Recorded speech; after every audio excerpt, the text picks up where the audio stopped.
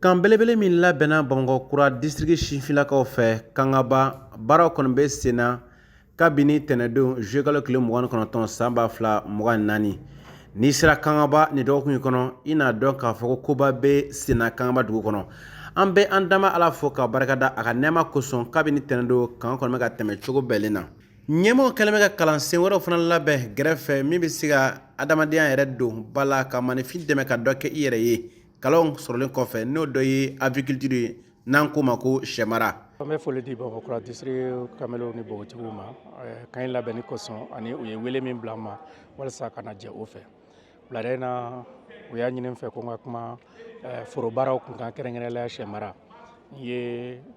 kalan di ka ɲɛsin o ma an bɛ se ka sɛw mara cogo min na sɛ fasuguya jumɛn bɛ se ka mara tɔnɔ jumɛn bɛ se ka sɔrɔ sɛ fasuguya la farati jumɛn minnu bɛ a la ani a baaraw bɛ se ka kɛ cogo di ka kɛ ni jamana sariyaw ye dakuruɲɛ dama na an da sera o ko de ma wulada na ka ne kanpɛriw ma ɲɛfɔliw caman kɛra an ye nafasɔrɔ siraw kan sɛmara ta fanfɛ sɛ nafa tɛ fɔ ka ban n y'a fɔ ka ban sɛ mara a bolofaraw ka ca fandataw bɛ yen n'i ye olu ta sisan i bɛ sɛfan feere o kɔ i bɛ sɛbo feere u mana tila fanda fana na i bɛ tila ka sɛw fana feere tuguni donc a bɛɛ bɛ wari ladon i kunna walima n'i ma sɛbo feere i bɛ se ka sɛbo kɛ nɔgɔ i ka don foro la walasa k'i ka sɛnɛ sankɔrɔta donc sɛ mara a nafa tɛ se ka fɔ ka ban donc n bɛ bɛɛ kelen kelen jija ani k'a fɔ bɛɛ k'a fɔ ko tiɲɛna nafa bɛ sɔrɔ a la.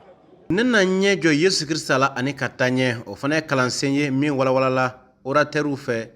kan in sen fɛ. Ni thème an b'a fɛ denmisɛnninw ka jija o de la an ye a yira o la cogo min na Yesu ye Pierre labara ani Pierre ye baara kɛ su bɛɛ a ma jɛgɛ sɔrɔ ani sɔgɔma Yesu nalen ani Yesu y'a fɔ a ye ko o ka jɔ fili ji la ani o ye jɛgɛba sɔrɔ kosɛbɛ ani o kɛra mɔni kabakoma ye ani o kɔfɛ Yesu y'a yira Pierre la fɛn min nafa ka bon o tɛ jɛgɛmɔ ye nka ale b'a kɛ mɔgɔ ɲinina ye donc a fɛ jɛgɛ nafa ka bon a bolo cogo min na ale Yesu fɛ ni tunu fana nafa ka bon donc a bɛna kɛ jɛgɛ ɲinina ye bilen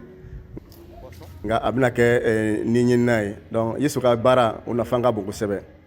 donc an bɛ dugukolo sanfɛ o de baara kama ani Yesu o de kalifa an na yanni a ka taa sankolo la.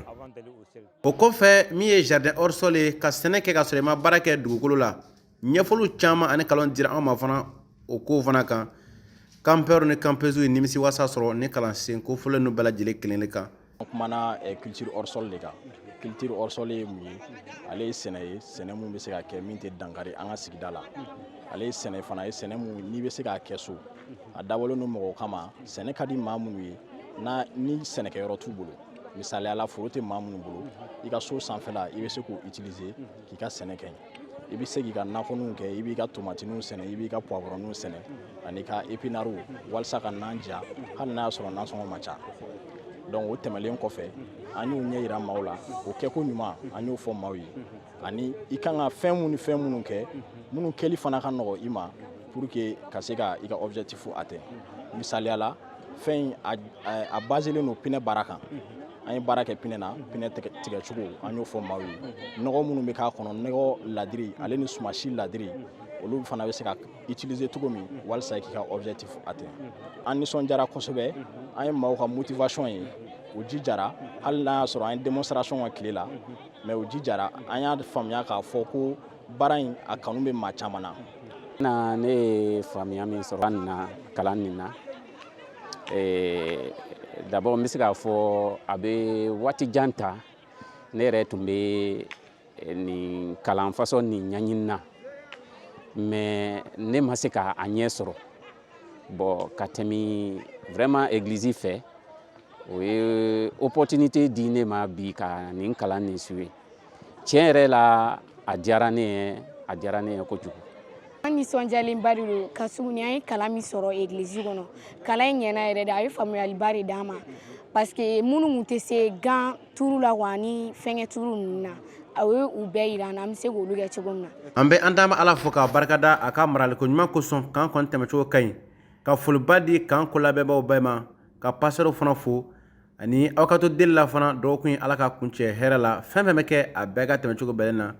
ala ka nɛɛma a ka duba ka to kanpɛriw ni kanpezu ani kɔla bɛnbaw bɛɛ lajɛlen kelen kelen kan yesu tɔgɔ la